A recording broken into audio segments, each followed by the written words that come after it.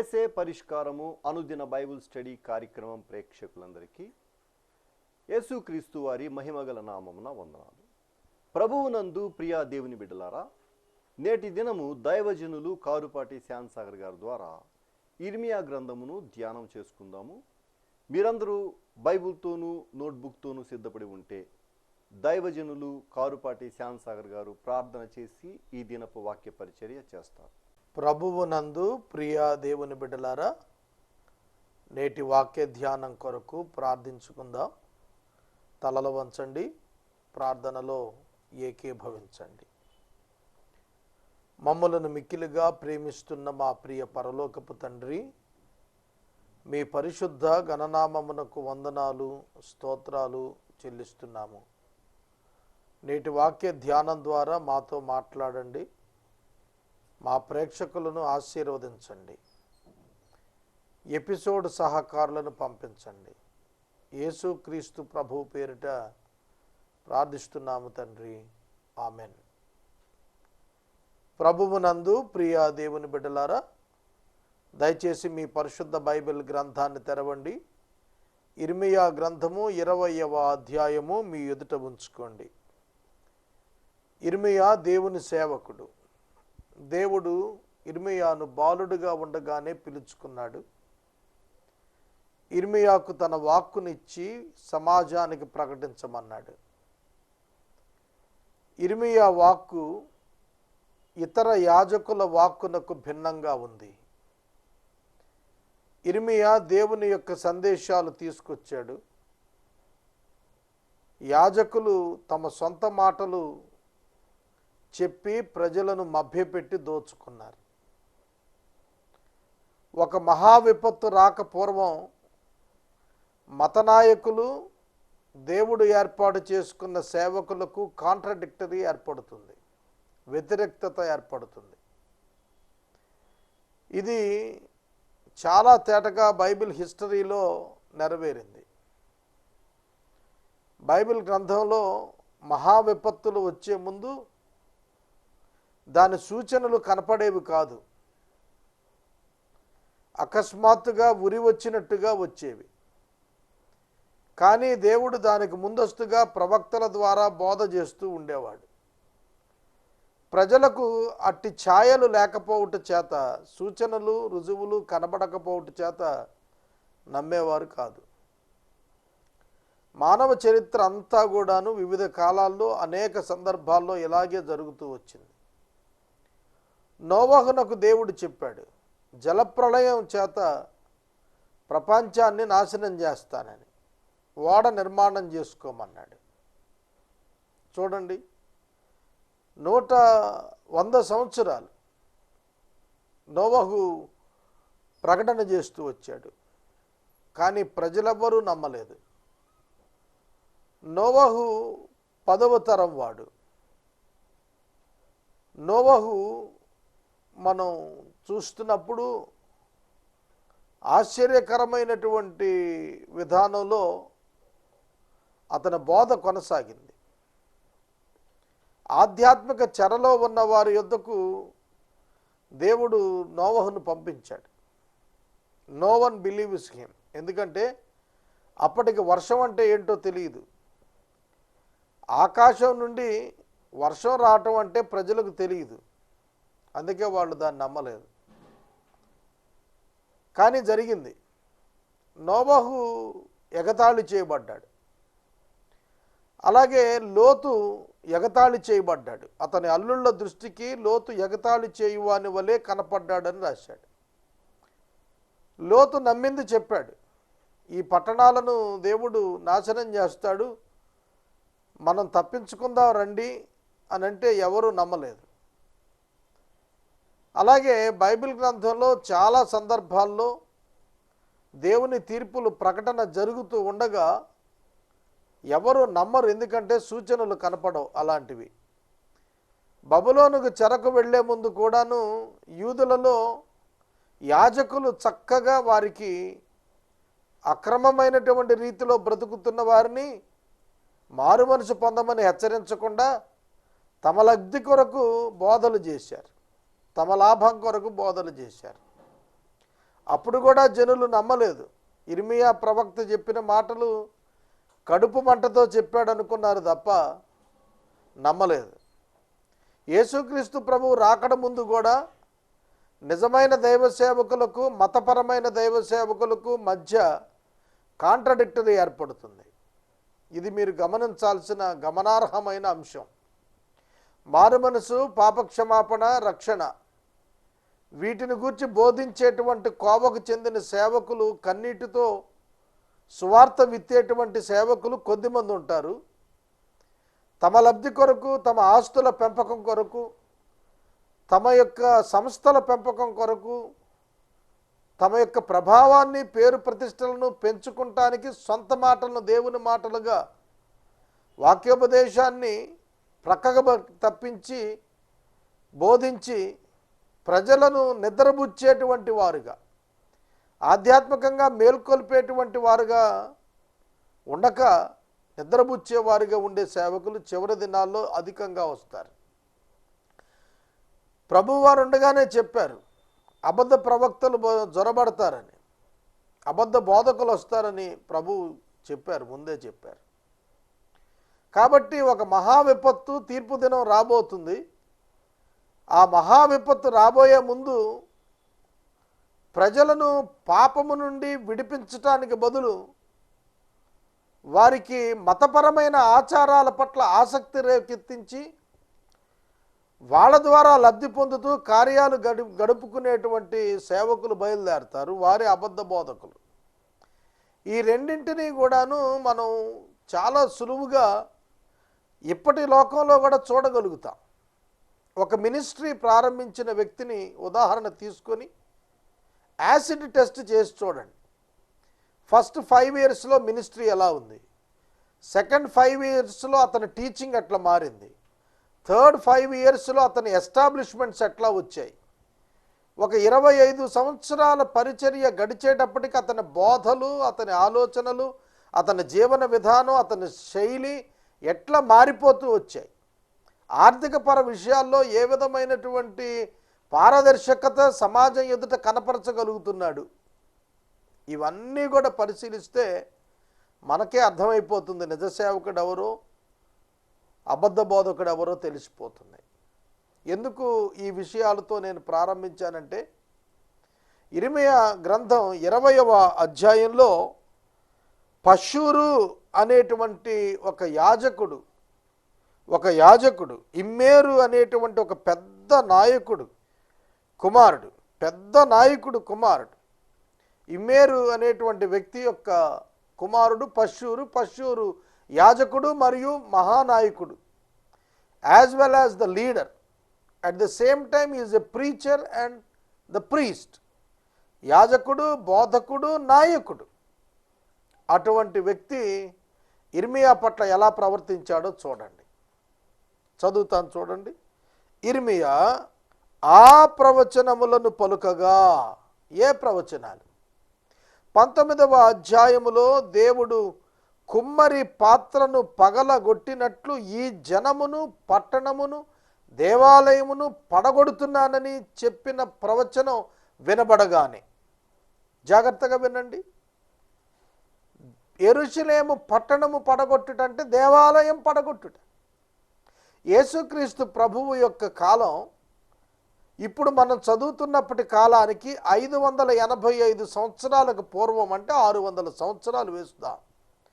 600 నుంచి 620 సంవత్సరాల మధ్యలో ఇదే వ్యాఖ్యానం ఇటువంటి పషూరు అనేటువంటి యాజకుడు, నాయకుడు వంటి వ్యక్తులలోనే యేసుక్రీస్తు ప్రభువు యొక్క కాలంలో అన్నా కైపులు ఉన్నారు.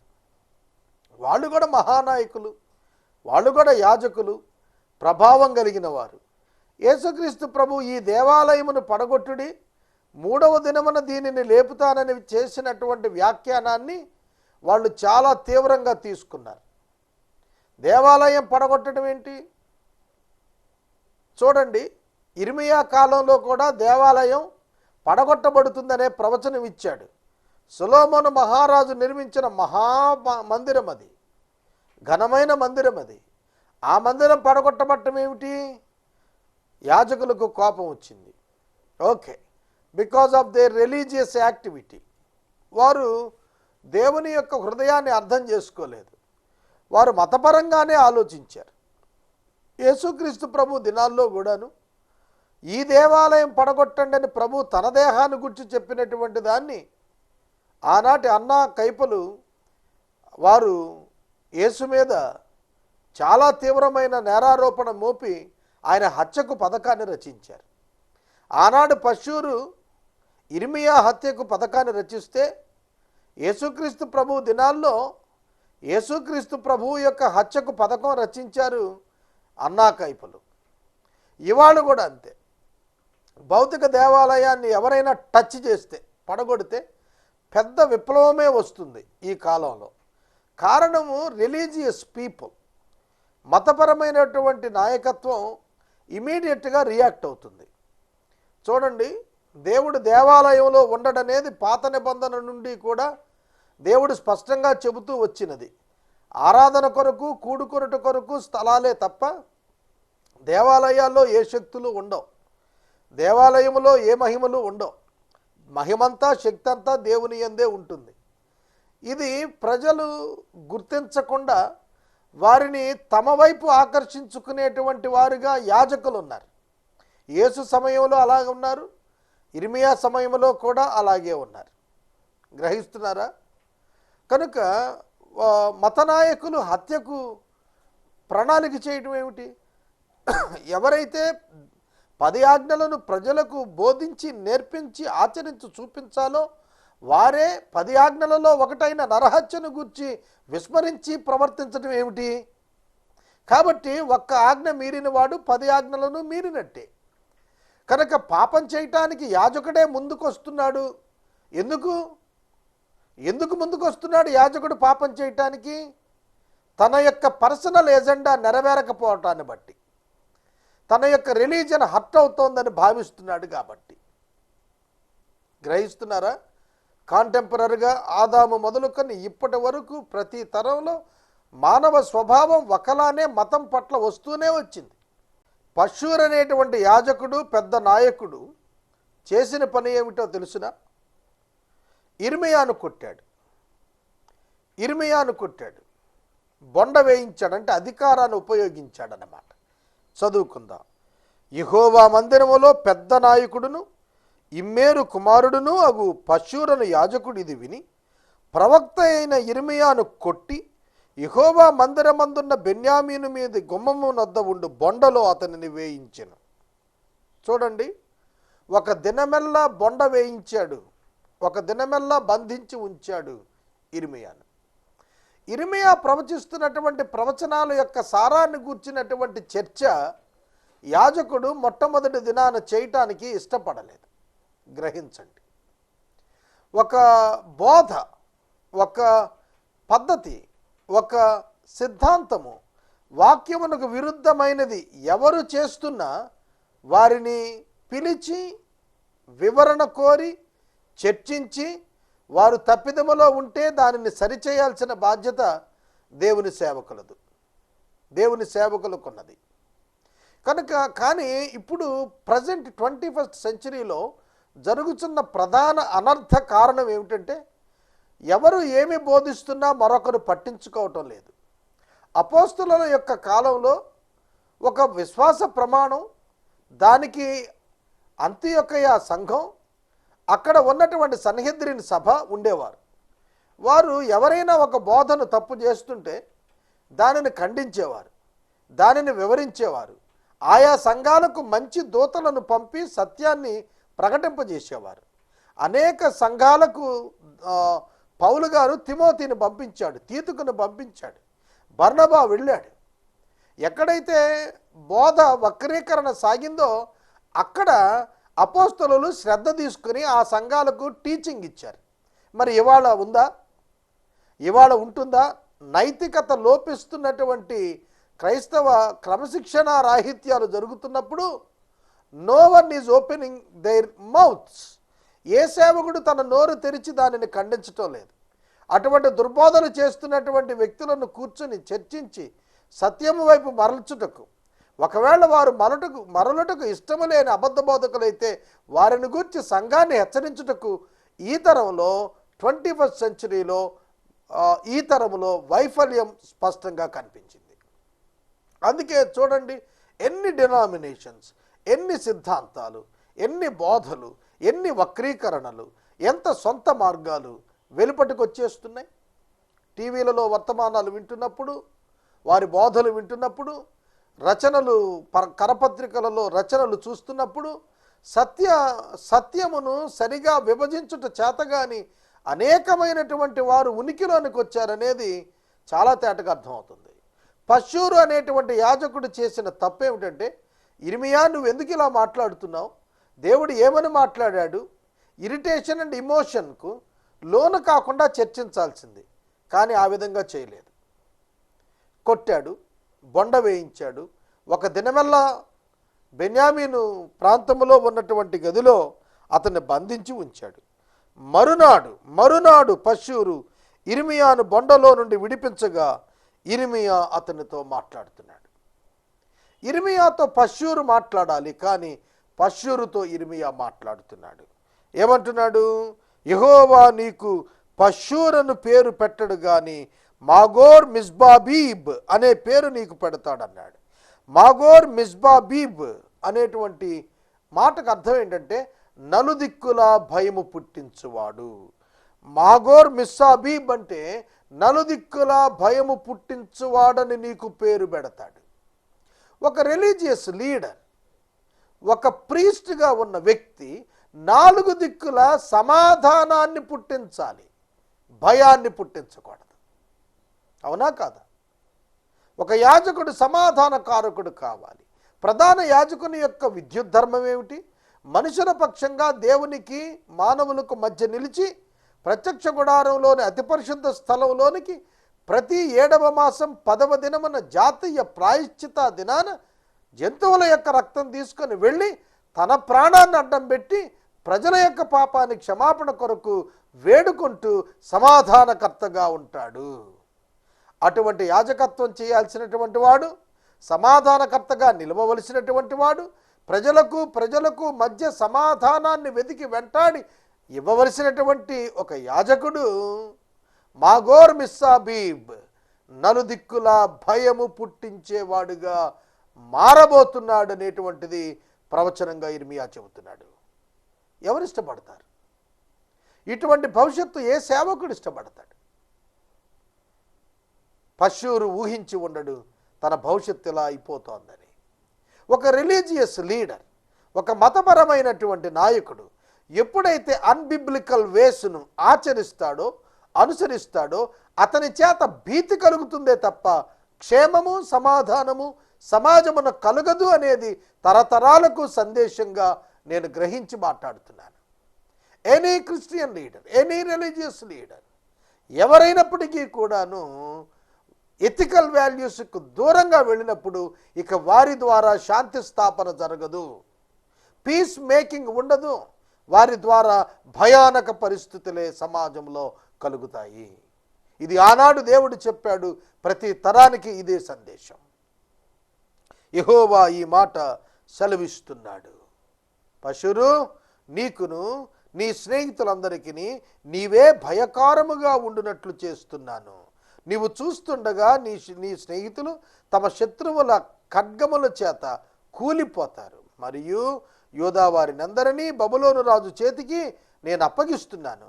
అతడు వారిని చెరపట్టి బబులోనుకు తీసుకెళ్తాడు, ఖడ్గం చేత వారిని హతం చేస్తాడు.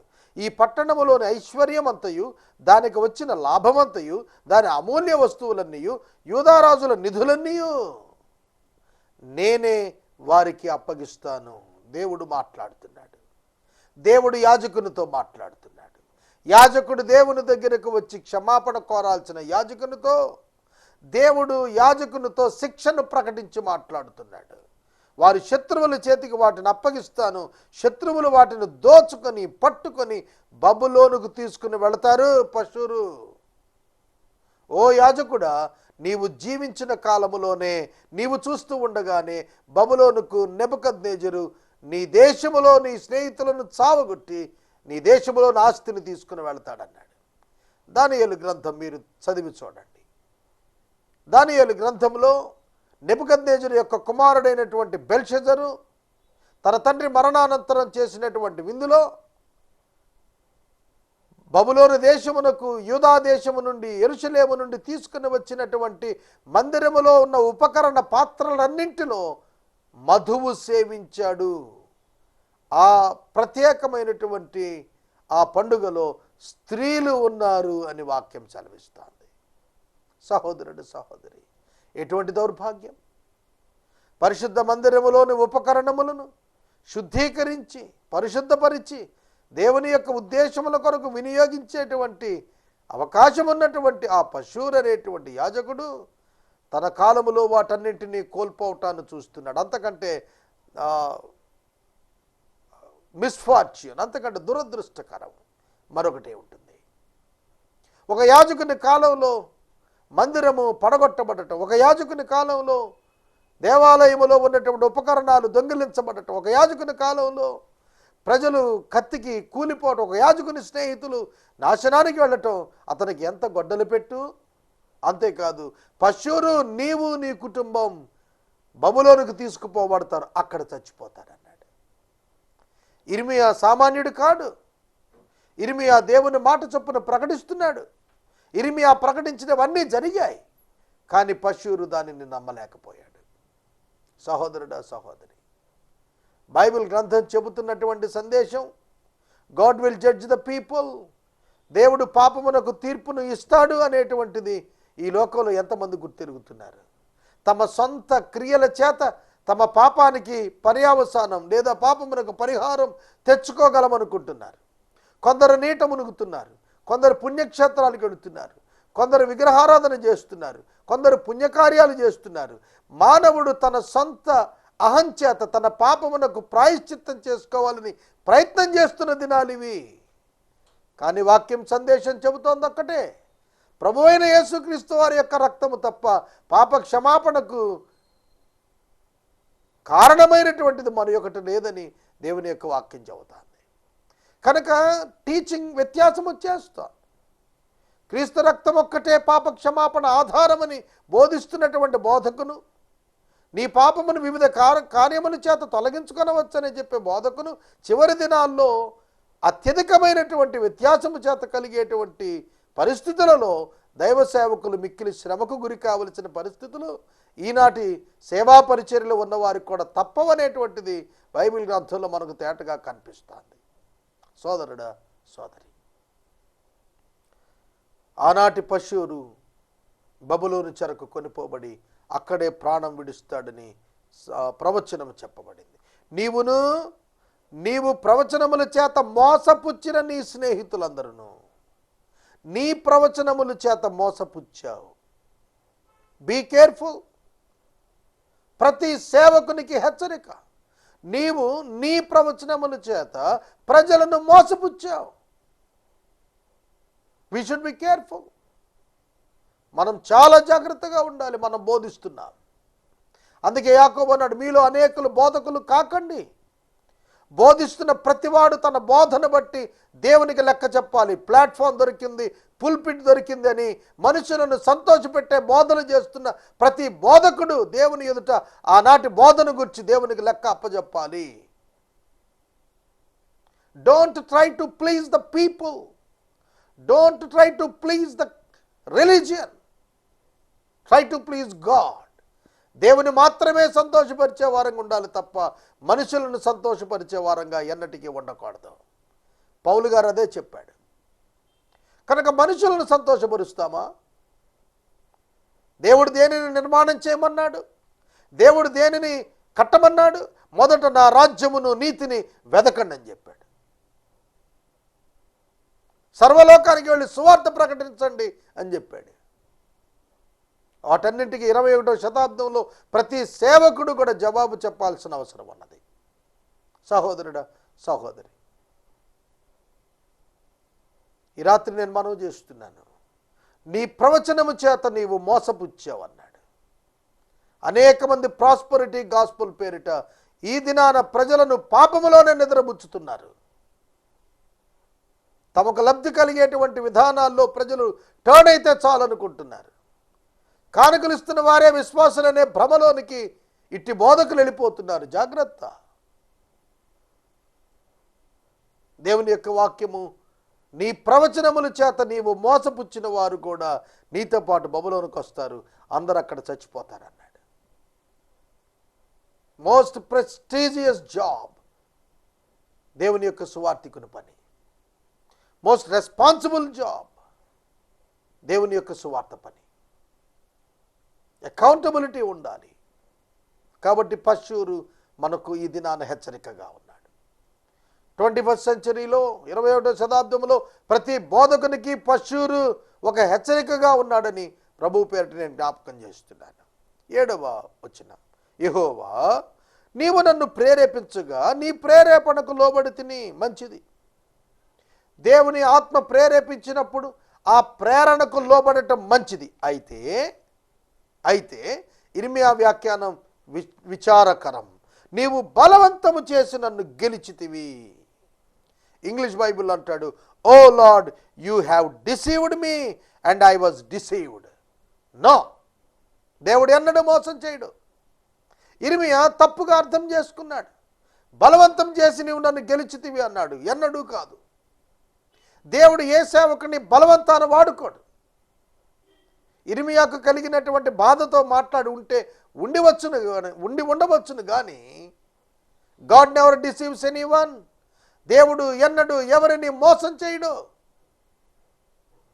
సోదరుడా సోదరి, రాంగ్ స్టేట్మెంట్. నీవు నన్ను ప్రేరేపించగా ప్రేరేపణకు లోబడి తిని మంచిది. అయితే నీవు నన్ను బలవంతం చేసి నన్ను గెలిచితివి అనే పదం ఇంగ్లీష్ బైబిల్లో ఉన్న వ్యాఖ్యానము రాంగ్ ఇంటర్ప్రిటేషన్. నేను దినమెల్ల నవ్వులు పాలైతిని, అందరూ నన్ను ఎగతాళి చేయుదురు. ఎలయనగా నేను పలుకున్నప్పుడల్లా బలాత్కారం జరుగుచున్నది, దోపుడు జరుగుచున్నదని ఎలుగెత్తి చాటింపవలసి వచ్చెను. దినమెల్లా యెహోవా మాట నాకు అవమానమునకును అపహాస్యమునకును హేతువాయను. అర్థం కాలేదు ఇర్మియాకి. రేపటి వాక్య ధ్యానంలో ఇదే వచనము నుండి నేను వాక్యాన్ని ధ్యానిస్తాను. మోషే నిర్గమాకాండములో 5వ అధ్యాయం 22వ వచనములో ఫరో ఎదుటకు వెళ్ళి దేవుని పక్షంగా నిలబడి మాట్లాడిన ప్రతిసారి ఇశ్రాయేలు ప్రజలకు ఫరో కఠినమైనటువంటి పనులే అప్పచెప్పాడు. మోషే వచ్చి దేవునితో అన్నాడు, దేవా నేను ఫరో ఎద్దకు వెళ్ళినప్పుడల్లా ఇలాగే జరుగుతోంది, నా వల్ల కీడే జరుగుతుంది, నీ మాట నేను విన్నప్పుడల్లా ఇశ్రాయేలుకి కీడే జరుగుతుంది అన్నాడు. మోషేకి అర్థం కాలేదు. 10 తెగుళ్ళు అయిపోయిన తరువాత కానీ మోషే గ్రహించలేకపోయాడు. అలాగే ఇర్మియా కూడా గ్రహించలేకపోయాడు. దేవా నేను మాట్లాడుతున్నప్పుడల్లా కూడా నాకు అవమానమే కలుగుతుంది అన్నాడు. లోకం అవమానించవచ్చును, దేవుని కుమారుడిని యేసుక్రీస్తు ప్రభువునే లోకం అవమానపరిచింది. ముఖం మీద ఉమ్ము వేశారు, గుడ్డ వేశారు, గుద్దారు, ప్రవచించమని ఎగతాళి చేశారు. ఆయన విచారించలేదు. క్రీస్తు సకల బోధకులకు మాదిరి. యేసుక్రీస్తు సువార్త ప్రకటించడం వల్ల అవమానం కలుగుతుంది అనుకుంటే ఆ అవమానమునకు, ఆ నిందకు అత్యధికమైన బహుమానమును దేవుడు సిద్ధం చేస్తున్నాడని దేవుని వాక్యం మనకు తెలియచేస్తోంది. కనుక లోకంలో అవమానమే, కానీ దేవుని యొద్ద బహుమానమే. వాక్యాన్ని ముగిస్తున్నాను. రేపటి వాక్య ధ్యానములో 9వ వచనం ప్రారంభిద్దాం. ప్రార్థించుకుందాం. ప్రార్థన. మమ్మల్ని మిక్కిలిగా ప్రేమిస్తున్న మా ప్రియ తండ్రి, మీకు వందనాలు. వాక్యము వింటున్న బిడ్డలను దీవించండి. పశ్చూరు వంటి యాజకులు సమాజం నిండా కనిపిస్తున్నారు. వారి అసత్య ప్రవచనాల చేత ప్రజలను దోచుకుంటున్నారు. అట్టి దౌర్భాగ్యత నుండి సమాజాన్ని రక్షించండి ప్రభు. ఈ రాత్రి ప్రత్యేకంగా ఎపిసోడ్ సహకారులను పంపమని అడుగుతున్నాం. కృప చూపండి.